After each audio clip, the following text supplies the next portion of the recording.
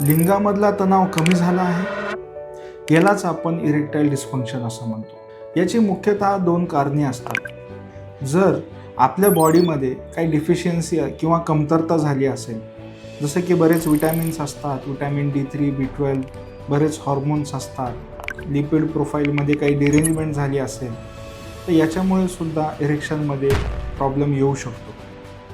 किंवा हे सगळे नॉर्मल असताना सुद्धा मेंदूमध्ये जर काही ताणतणाव असेल, परफॉर्मन्स अँझायटी असेल, तरीसुद्धा हा प्रॉब्लेम येऊ शकतो। इरेक्टाईल डिस्फंक्शन नेमकं कधी म्हणायचं?